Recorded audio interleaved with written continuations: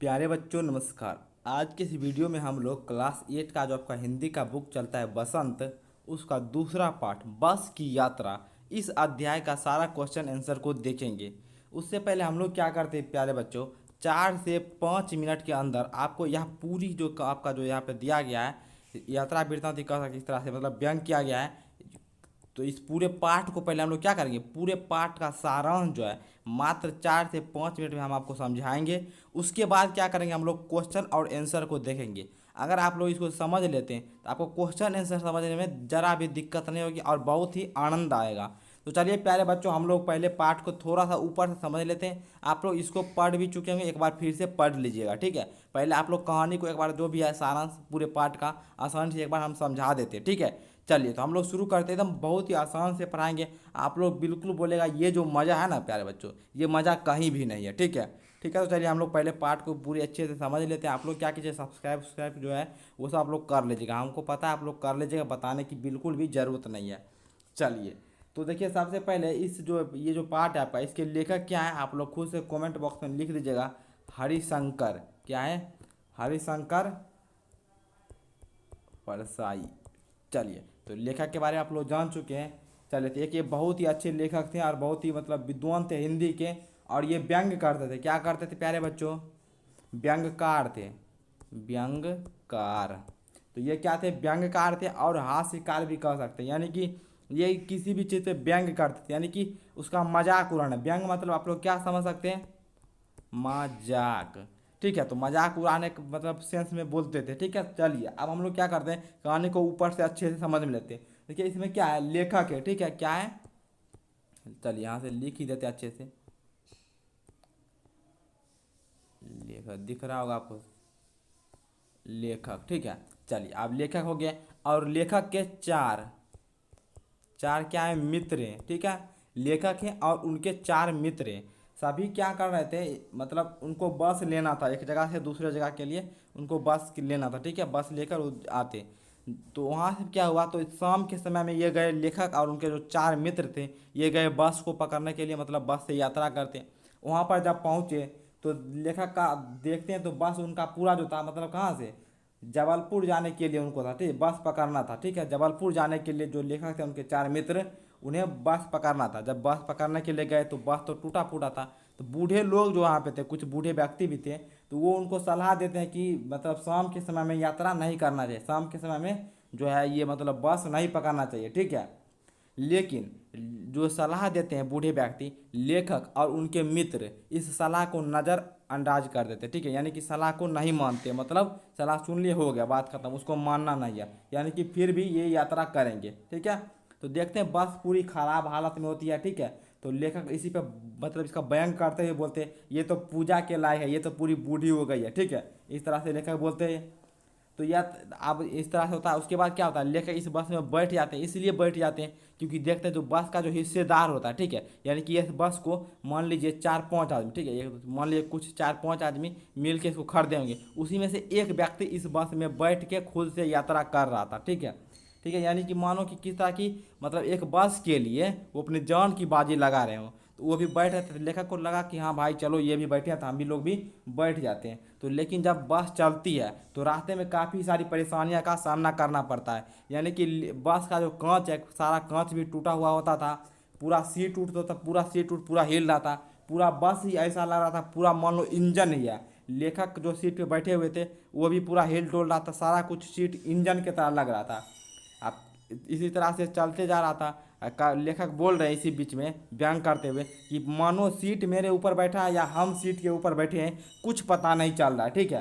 तो इसी तरह चलती है। रास्ते में एक बार क्या होता है, पेट्रोल की टंकी में छेद हो फूट जाता है, यानी कि छिद्र हो जाता है, ठीक है। और एक बार आगे बढ़ती है, ठीक होने के बाद फिर आगे जाती है, फिर टायर खराब हो जाता है। लेकिन किसी तरह यात्रा जो था चलते रहा, लेखक व्यंग वंग करते रहे, ठीक है। इसी तरह से यात्रा जाते रह गए, ठीक है। एक बार तो ये ऐसा हुआ कि गड्ढा में गिरते गिरते बस जो है वह बच गई थी, ठीक है। तो इसी तरह से कहानी है, छोटा सा कहानी आप लोग समझ चुके होंगे।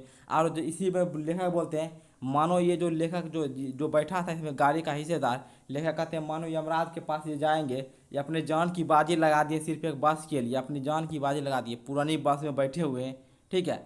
खुद से पुरानी बस में बैठे हो, जब जानते हैं कभी बस गिर सकता है, पूरा ख़राब हो सकता है। एक बात आप कहानी पढ़ेगा तो ये भी पता चलेगा, एक बार अंधेरी रात में वृक्ष के नीचे, ठीक है, वृक्ष के नीचे ये बस रुकी थी। तो लेखक को लग रहा था मानो पूरी पूरी अंधेरी रात में एक बूढ़ी औरत जो है, बूढ़ा व्यक्ति वो किसी वृक्ष के नीचे में बैठा हुआ है। तो ये पूरा सारांश से आप लोग समझ चुके हैं। अब हम लोग क्या करते हैं, क्वेश्चन आंसर को आसानी से देख लेते हैं। अब आपको क्या हुआ, क्वेश्चन आंसर बहुत ही आसानी से समझ में भी आएगा। तो चलिए हम लोग शुरू करते हैं। चलिए, तो यहाँ आशा करता है आपको कहानी पढ़ने में बहुत ही मज़ा आया होगा। अब हम लोग क्वेश्चन आंसर को देख लेते हैं। देखिए क्या है, कारण बताएं। अब आपको यहाँ पे कारण बताना है। पढ़िए, पहले यहाँ पे एक पंक्ति दी गई है, उसके बाद पूछा गया। देखिए, मैंने उस कंपनी के हिस्सेदार की तरफ पहली बार श्रद्धा भाव से देखा। ये आप लोग पढ़िएगा तो पता चलेगा। जब लेखक बस में जा रहे थे तो उसी समय श्रद्धा भाव से देखते हैं, जो यमराज के बारे में सोचते हैं। ठीक है, चलिए श्रद्धा भाव से देखा। अब लेखक के मन में हिस्सेदार साहब के लिए श्रद्धा क्यों जग गई? तो चलिए इसका उत्तर देखते हैं। श्रद्धा इसलिए जग गई कि मतलब वो भी खुद से उस बस में जा रहे थे, ठीक है, जान की बाजी लगाते हुए। चलिए हम लोग देखते हैं। चलिए तो आप लोग क्या लिखिएगा, देखिए, लेखक के मन में हिस्सेदार के प्रति श्रद्धा भाव इसलिए जगी क्योंकि वह थोड़े से पैसे बचाने के चक्कर में बस का टायर नहीं बदलवा रहा था। ठीक है, मतलब जो पैसा बचाने के चक्कर में पुराने टायर को ही लगाया हुआ था, वो टायर को बदलवा नहीं रहा था, जो टंकियों की थी उसको ठीक नहीं करवा रहे थे। ठीक है, चलिए आगे हम लोग समझते हैं। और अपने साथ साथ यात्रियों की जान भी जोखिम में डाल रहा था, इसलिए लेखक ने श्रद्धा भाव कहकर उसका व्यंग किया। हम आपको पहले बता चुके हैं, लेखक हमेशा इसमें व्यंग ही कर रहे हैं। ठीक है, चलिए तो इस तरह से आप लोग समझ चुके हैं। अब हम लोग क्या करते हैं, इसका देखिए पीडीएफ भी आप लोग को क्या है, पीडीएफ अगर आप लोग को लेना है पीडीएफ, तो आप लोग क्या करना, माई ऐप, आपको डिस्क्रिप्शन बॉक्स में माई ऐप दिखेगा, वहाँ से आप लोग ले सकते हैं। ठीक है, कोई भी हिचकिचाने की बात नहीं है। आपको आशा है बहुत ही अच्छे से मज़ा आ रहा होगा। चलिए अब हम लोग क्या करते हैं, आगे वाले क्वेश्चन को हम लोग समझते हैं। अब आगे में देखिए क्या है, आप यहाँ पे आगे वाले को समझिए पहले एक बार। लोगों ने सलाह दी कि समझदार आदमी इस शाम वाली बस से सफ़र नहीं करते। लोगों ने यह सलाह क्यों दी? मतलब आपको पूछ रहा है कि लोग, हम आपको पहले बता चुके हैं, ये कहानी पढ़ने का फ़ायदा देखिए। हम आपको पहले बताए थे कि बूढ़े लोग सलाह दे रहे थे कि शाम वाली बस में यात्रा नहीं करते। तो यहाँ पूछा लोगों ने ऐसा सलाह क्यों दी। उत्तर में देखिए आप लोग क्या लिखिएगा, लोगों ने लेखक को शाम वाली बस में सफ़र न करने की सलाह उसकी जीर्ण शीर्ण मतलब कोई टूटी फूटी स्थिति हो गया, हालत को देख कर दी, यानी कि टूटी फूटी बस की जो हालत है उसको देख कर दी। यदि रात में वह कहीं ख़राब हो गई तो परेशानी होगी। लोगों ने इस बस को डाकिन भी कहा। तो इस तरह से आप लोग लिख सकते हैं, आप लोग बहुत ही आसानी से, बहुत ही शानदार होता है। इसलिए बोल रहे थे लोग कि शाम को आप लोग मत जाइए, ऐसा इसलिए बोले क्योंकि बस जो थी वह बहुत ही टूटी फूटी थी, बहुत ही पुरानी हो चुकी थी। तो वो सोच रहे थे कहीं रास्ते में अगर ख़राब हो गई तो रात के समय में वहीं पर रुकना पड़ेगा, यानी कि कोई दूसरा साधन भी नहीं मिल पाएगा क्योंकि समय रात का, इसलिए। ठीक है, चलिए अब हम लोग आगे बढ़ जाते हैं। आगे क्या है, ऐसा जैसे सारी बस ही इंजन है। ऐसा मानो जैसे हम आपको पहले बताया कि लग रहा था सारा बस ही इंजन है। ठीक है, इंजन की तरह लग रहा था, इंजन है और हम इंजन के भीतर बैठे हैं। लेखक को ऐसा क्यों लगा? लेखक को ऐसा क्यों लगा? तो उत्तर में आप लोग लिखिएगा, सारी बस लेखक को इंजन इसलिए लगी क्योंकि पूरी बस में इंजन की आवाज़ गूंज रही थी, यानी कि लेखक को सीट के नीचे से भी आवाज़ आ रही थी, इसलिए उनको लग रहा था सारा बस जो है वह खुद ही इंजन है। ठीक है, आप देखिए, गजब हो गया, ऐसी बस अपने आप चलती है। लेखक को यह सुनकर हैरानी क्यों हुई? तो उत्तर में आप लोग लिखिएगा, लेखक को इस बात पर हैरानी हुई कि इतनी टूटी फूटी बस कैसे चल सकती है। लेखक को लग रहा था ये तो चलेगी ही नहीं, लेकिन जब वो बस चली तो उनको हैरानी हुई कैसे ये बस चल सकती है। वे यह मानते हैं कि इस बस को कौन चला सकता है, यह तो स्वयं ही चल सकती है। ठीक है, इस तरह से आप लोग लिखिएगा। आगे बढ़ते हैं हम लोग। आगे देखिए, मैं हर पेड़ को अपना दुश्मन समझ रहा हूँ। ऐसा इसलिए समझ रहे थे, देखिए कहानी में क्या हुआ, लेकिन हर पेड़ को अपना दुश्मन इसलिए समझ रहे थे, उनको लग रहा था कब कौन सा पेड़ से बस टकरा जाएगी ये मालूम नहीं था, इसलिए सब पेड़ दुश्मन की तरह लग रहा था। ठीक है, चलिए, लेखक पेड़ों को दुश्मन क्यों समझ रहे थे? उत्तर में आप लोग, हम तो उत्तर बता ही दिए। लेखक को बहुत डर लग रहा था, उन्हें ऐसा लग रहा था कि बस अभी किसी पेड़ से टकरा जाएगी और वो लोग जख्मी हो जाएंगे, इसलिए वे पेड़ को अपना दुश्मन समझ रहे थे। आप लोग को उत्तर अच्छा से दिख रहा होगा। ठीक है, तो प्यारे बच्चों अब हम लोग आगे बढ़ते हैं। हाँ तो प्यारे बच्चों देखिए हम लोग इसको कर चुके हैं। आप देखिए पाठ से आगे का है, हम लोग इसको देखेंगे। पाठ से आगे एक बात बताऊंगा, डिस्क्रिप्शन में माई ऐप आपको दिख रहा होगा, वहाँ से जाके ऐप को डाउनलोड कीजिए और अच्छे से अपने पढ़ाई को कीजिए, बैच में जुड़ जाइए और अच्छे से सारे सब्जेक्ट को पढ़िए, बहुत ही आनंद आने वाला है। ठीक है, चलिए पाठ से आगे में देखिए कौ में क्या है। सविनय अवज्ञा आंदोलन, जिसको आप लोग इतिहास में पढ़ चुके हैं, पढ़े भी होंगे। ठीक है, चलिए किसके नेतृत्व में, किस उद्देश्य से तथा कब हुआ था। इतिहास, ठीक है, क्या है, इतिहास की उपलब्ध पुस्तकों के आधार पर बताइए। तो आप लोग जानते हैं सविनय अवज्ञा महात्मा गांधी कर रहे थे, तो चलिए पूरा अच्छा से आप लोग लिखिएगा कैसे, देखिए। तो देखिए यहाँ पे आपको दिख रहा होगा पाठ से आएगा, यहाँ फर्स्ट क्वेश्चन आपका यहाँ पे है। ठीक है, यानी कि फर्स्ट को जिसका उत्तर आप लोग लिखिएगा। सविनय अवज्ञा आंदोलन की शुरुआत डांडी मार्च से हुई। ठीक है, जिस नमक सत्याग्रह के रूप में भी जाना जाता है। डांडी मार्च मोहनदास करमचंद गांधी के नेतृत्व में 12 मार्च सन 1930 से शुरू हुआ था। अहिंसा आंदोलन था। ठीक है, अहिंसक आंदोलन था, यानी कि लड़ाई झगड़ा इसमें नहीं होगी।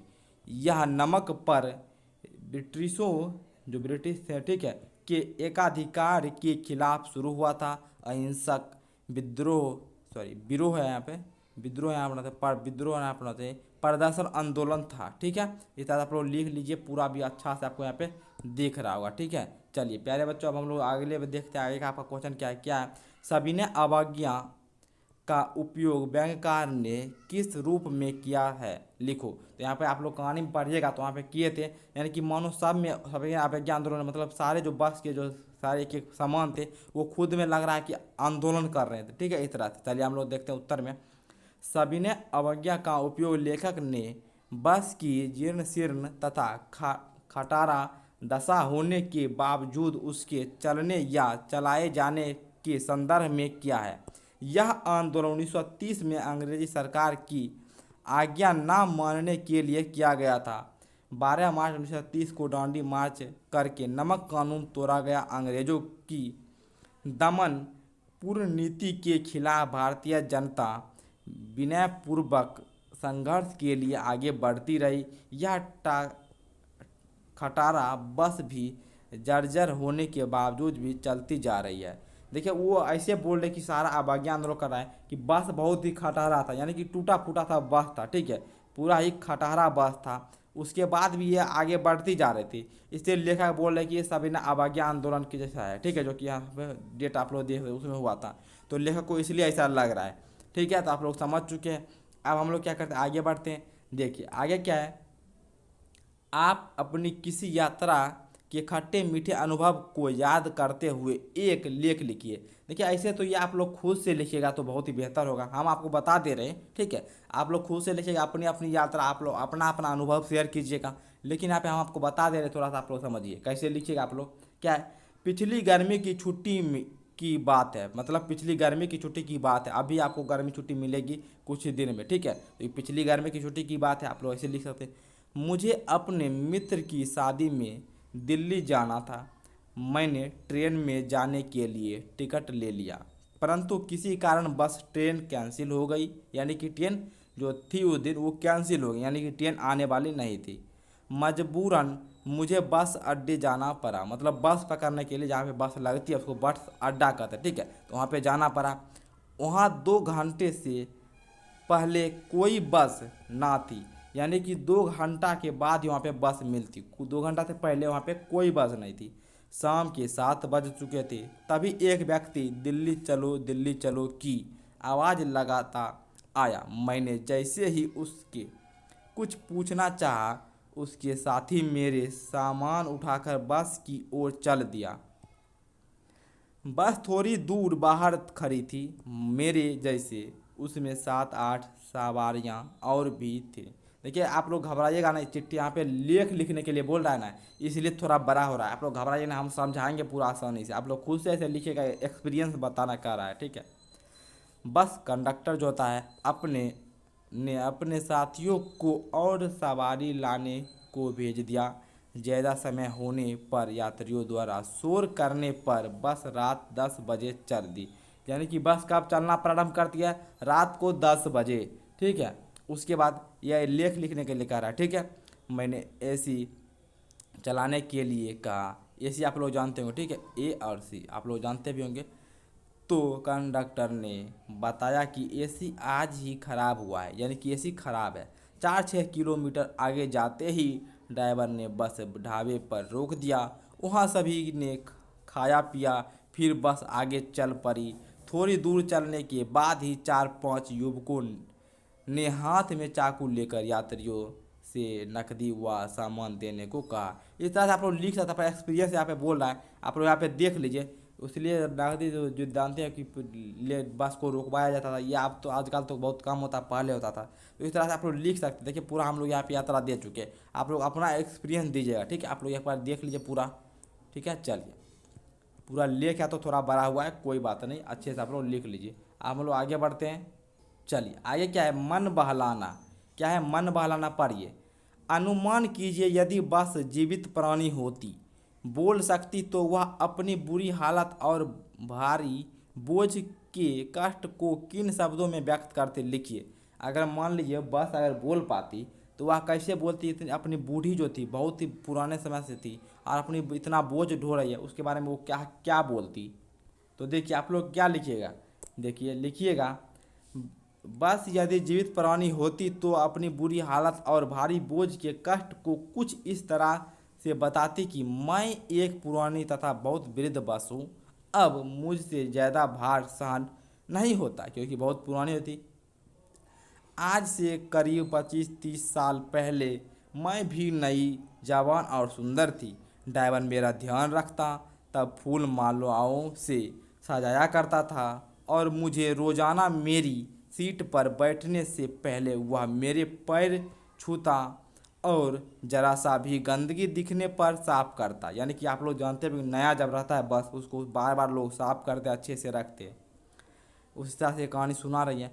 पर आज मैं वृद्धावस्था मतलब बूढ़ी हो चुकी हूँ, मैं पहुँच गई हूँ। तब से अब तक कई ड्राइवर तथा कंडक्टर आए और चले गए। अभी जो ड्राइवर है वह मेरा ध्यान नहीं रखता है, मेरी साफ सफाई किए बिना ही मुझे इस पर सवार हो जाता है। शाम को मेरी सीट पर बैठकर खाना खाता है और मुझे गंदा करके छोड़ देता है।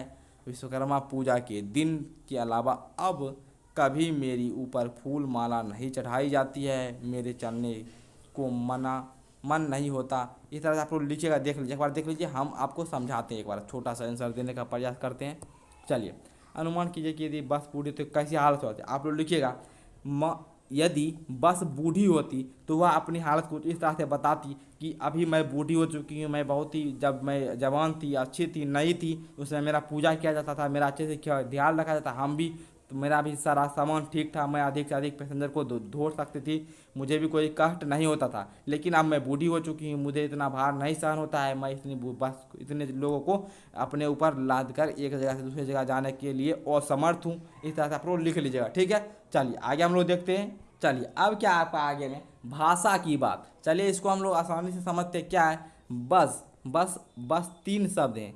इनमें बस सवारी के अर्थ में, बस अधीनता के अर्थ में, और बस मतलब नहीं समझते, बस में कर लिया। ठीक है, आप लोग जानते होंगे कि कहते होंगे उसने उसको बस में कर लिया है, आप लोग सुनते होंगे गाँव में। और बस पर्याप्त, बस मतलब बस बस रहने दीजिए, ये पर्याप्त के रूप मतलब हो गया आप छोड़ दीजिए, ऐसे सुनते होंगे आप लोग। तो पर्याप्त के रूप में उपयोग किया जाता है। बस से चलना होगा, मेरे बस में नहीं है, अब बस करो। ये 3 वाक्य दिए हैं। आप कह रहा आपको ऊपर युक्त वाक्यों के सामान बस और बस सबके 2-2 वाक्य बनाने के लिए बोल रहा है। आप लोग कैसे बनाइएगा देखिए। तो प्यारे बच्चों, आप लोग देखिए यहाँ पे भाषा की बात में, यहाँ पे समझिए। लिखिएगा, हम बस से सही समय पर स्कूल पहुँच जाते हैं। ये बस के बारे में हो गया। किसके बारे में प्यारे बच्चों? आप लोग बताइए। बस के बारे में सर जी कहते हैं ना आप लोग। 17 नवंबर की बस क्या है? सहारनपुर जाती है। ठीक है, तो यहाँ पे क्या हो गया? आप लोग बोलिएगा सर ये तो बस वाला 2 हो गया सर। आप लोग ऐसे बताइए ना सर, बस वाला भी दे दीजिए। इसका मतलब क्या होता है? अधीन।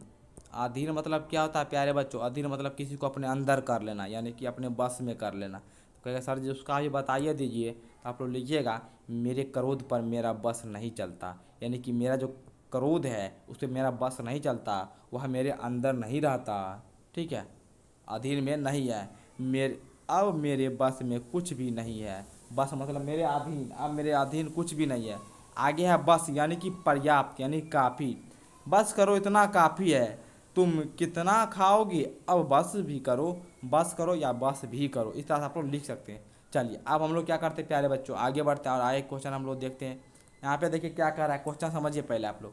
यहाँ पे क्वेश्चन में दिया गया, यहाँ पे आप लोग पढ़ लीजिएगा, हम आपको डायरेक्ट बताते हैं। यहाँ पे में ने की, यहाँ पे कुछ शब्द है और संबंध कारक कहते हैं इसको, ठीक है। तो इसी तरह जो दो वाक्य को एक साथ जोड़ता है उसको आपका प्रयोग करके कहानी से दो प्रकार के 4 वाक्य चुनना है। तो आपको कहानी जैसे वाक्य चुनना है जो यहाँ पे जोड़ रहा है। जैसे आप लोग यहाँ पे समझिए, यहाँ पे एक वाक्य दिया गया, हम 5 मित्र, यहाँ पे ने है, ने तय किया कि शाम 4 बजे की बस से चलेंगे। तो इस तरह से जो कारक है उसका उपयोग किया गया, उसी तरह से वाक्य आपको चुन के लिखना है। तो प्यारे बच्चों आप लोग लिखिएगा, बस कंपनी के एक हिस्सेदार भी उसी बस से जा रहे थे।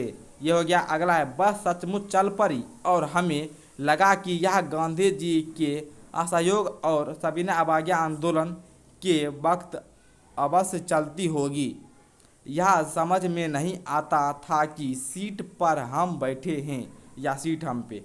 ड्राइवर ने तरह तरह की तरकीब पर की परवाह नहीं चली, ठीक है। तो इस तरह से आप लोग लिख दीजिएगा, ठीक है। चलिए अब आगे हम लोग बढ़ते हैं। आगे देखिए क्या आपका 3 में, हम फौरन खिड़की की से दूर सरक गए, मतलब दूर हटे, क्योंकि खिड़की का कुछ कांच बता हुआ था, कुछ टूटा हुआ था, लग रहा था कांच पूरा चूब जाएगा, इसलिए हट गए थे। मतलब बोल रहे व्यंग करते हुए, खिड़की में कुछ कांच बचा हुआ है, यानी कि खिड़की में कुछ कांच बचे हुए हैं जिनसे हमको बचना है। लेखक खुद बोल रहे कि हमको बचना है जिनसे, ठीक है। चलिए, चांदनी में रास्ता टटोल कर वह रेंग रही थी। दिए गए वाक्य में आई, सरकना और रेंगना जैसे क्रिया का प्रयोग की गतियाँ दर्शाती हैं। ऐसे कुछ और क्रियाएं एकत्र कीजिए जो गति के लिए प्रयुक्त होती हैं। और जैसे घूमना हो गया, घूमना की मतलब एक जगह दूसरे घूमते हैं, ये गति को बताता है। उन्हें वाक्य में प्रयोग करना, जैसे कि रफ्तार, रफ्तार भी गति को बताता है। तो क्या लिखेगा, मोटरसाइकिल की रफ्तार बहुत ही तेज थी। चलना, बस का चलना ऐसा प्रतीत हो रहा था मानो हवा से बातें कर रही हो। गुजरना, मुझे हर रोज़ टीले से गुजरना पड़ता है। टहलना, मुझे सुबह गार्डन में टहलना अच्छा लगता है। इस तरह से आप लोग लिखिएगा। आगे क्या है, आगे आप लोग देखिए, कांच बहुत कम बचे थे, जो बचे थे उनसे हमें बचना है। ये आपको ऊपर में बताए थे। इस वाक्य में बचना शब्द 2 बार आया है, तो इस तरह से आपको ऐसा वाक्य बताना है जिसमें 2 बार है। जैसे कि यहाँ पे दिया क में और ख में, जैसे जल है और हार है, आपको ऐसा वाक्य बताना है जिसमें ये दोनों शब्द 2 बार आए, ठीक है। चलिए, अर्थ देखिए, अर्थ में कुछ बदलाव होना चाहिए। अर्थ में बदलाव होकर के 2 बार आना। जैसे लिखिएगा जल में, जल जाने पर जल डालकर मेरे हाथ की जलन कम की गई। यानी कि जब आदमी जल जाता है, यानी कि आग लगता है, तो जल डालकर हाथ की जलन को कम की गई, यानी कि जल डाला गया। तो जल 2 बार प्रयोग हुआ। यहाँ पे जल मतलब जलना, यहाँ पे जल मतलब पानी।